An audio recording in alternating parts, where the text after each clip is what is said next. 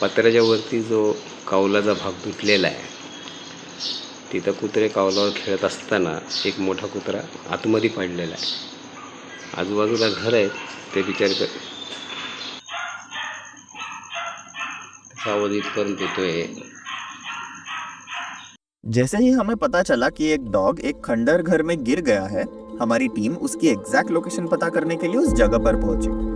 वो जगह काफी वक्त से बंद होकर उसके आसपास काफी सारा मलबा भी था. क्योंकि उस पुराने घर का दरवाजा अंदर से लॉक किया गया था, लोकल्स की सहमति से हमारी टीम ताला निकाल के अंदर पहुंची. अंदर काफी सारे मलबे के बीच हमें डॉग सही सलामत मिला.